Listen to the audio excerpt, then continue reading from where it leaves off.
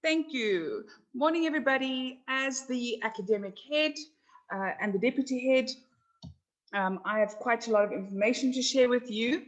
I will, a bit later on in February, hold a workshop in which I explain to you as a parent how to read report cards and other vital information that I feel that you need to know. But for the purpose of this meeting, I'm just going to keep it short. So our academic departmental heads is our school head, Mr. Manyesa, and myself. Our HOD of science is Mrs. Bahari. Our HOD of languages is Mrs. Mlovu. Our HOD of humanities is Ms. Nswane. Our HOD of mathematics is Mrs. Manyache. And our HOD of commerce, and the only male, is Mr. Madimba. Those are the heads of department that are in charge of running each of those individual departments, and they do an absolutely fantastic job. So if you have any major issues with a particular subject, then these HODs are always a good port of call for you.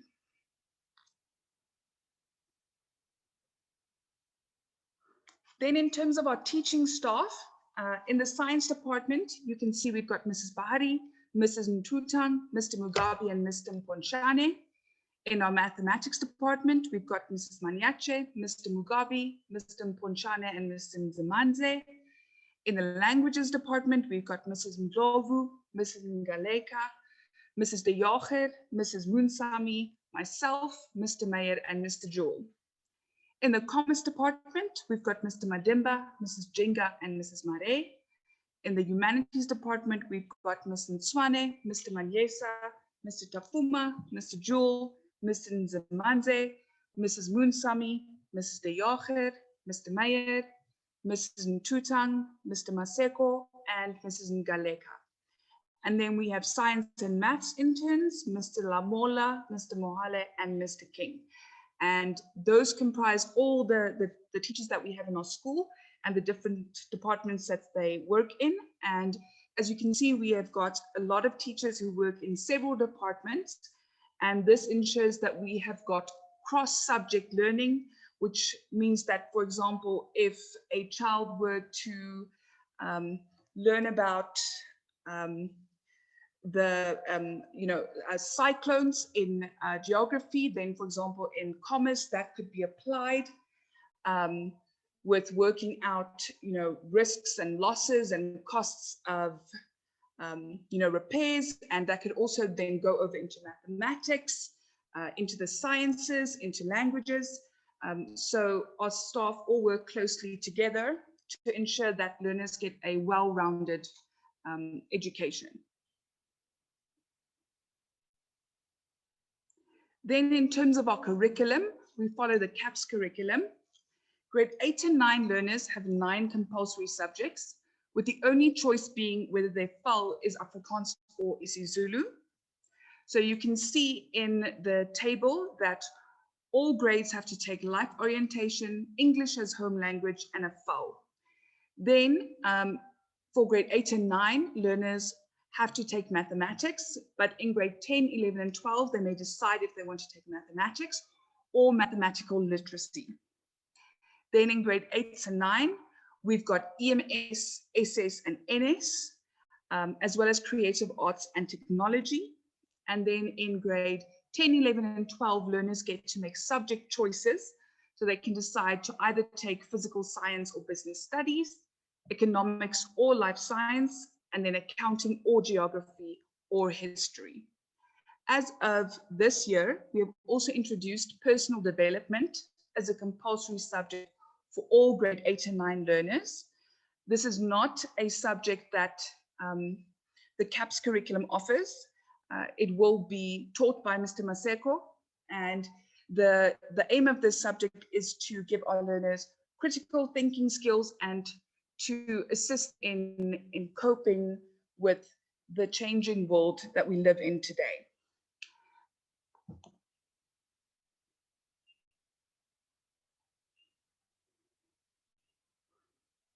In terms of academic support, Learners who are struggling in certain subjects and or have failed a subject or been progressed due to mark condonement are flagged at the beginning of the year as learners at risk, and they are closely monitored.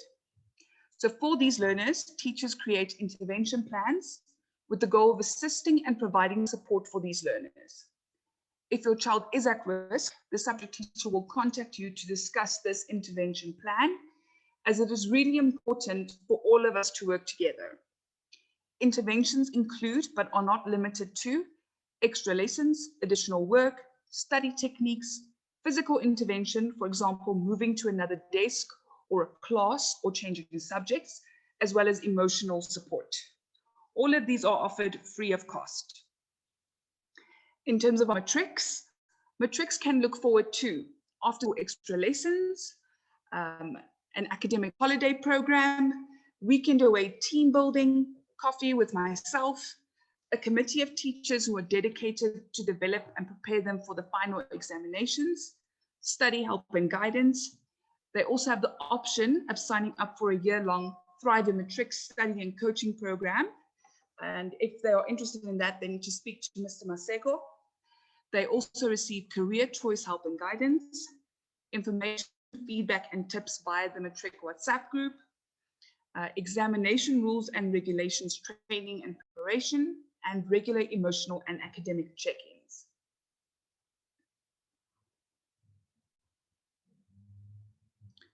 So, when should you be concerned? Firstly, you should look at assessment and report card scores. Anything below 50% for English and below 40% for all other subjects should be something that concerns you. Remember to look at not just the overall term average, but look at the averages that your child has achieved for the individual subjects. You should also look at teacher report card comments. This could indicate that your child has failed or that the teacher is concerned. Also look at subject averages. Please compare your child's individual marks with the subject average. If he or she is far below the average, you should be concerned.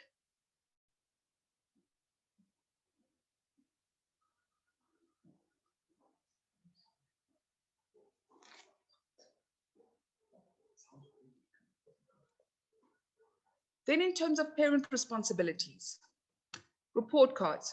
Please contact the subject teacher if you are concerned about your child's marks or if he or she has failed. Teachers do their best to contact individual parents. However, your child's academic progress is a partnership. Supporting your child, please check in with your child on a regular basis. And if you notice anything that you are concerned about, please speak to the subject or registered teacher. Encourage your child to approach their teacher if they are struggling to grasp a concept. Be realistic in the expectations that you set for your child and speak to teachers if you need more guidance.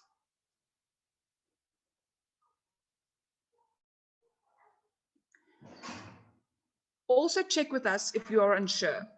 If your child shares information with you that seems false, for example, that we have no tests for the whole term, please check with the school.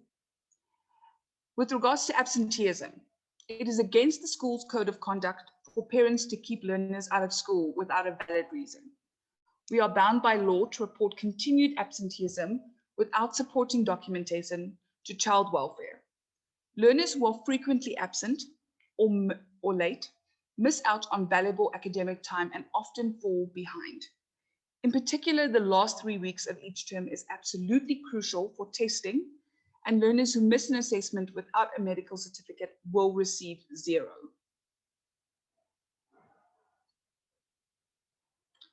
Please also encourage independence.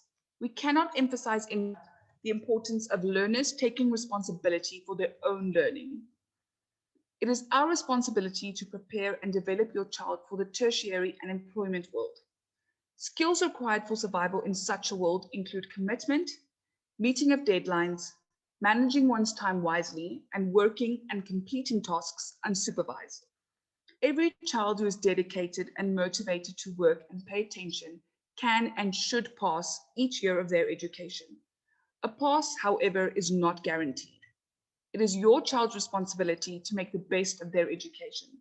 This requires doing homework, studying for tests, asking questions for clarity, and staying focused. COVID has taught us that nothing is certain. Encourage your child to make the most of every opportunity.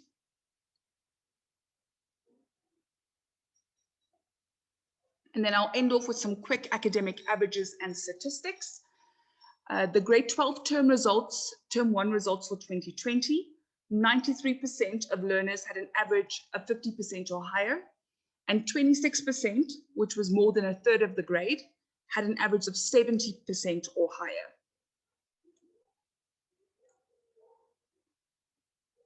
And then the grade 12 highest average per subject for 2020.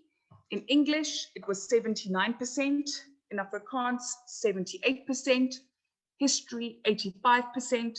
isiZulu, 96%. Mathematical literacy, 77%. Mathematics, 82%. Life orientation, 96%. Accounting, 87%. Business studies, 86%. Economics, 78%, geography, 69%, life science, 88%, and physical science, 89%.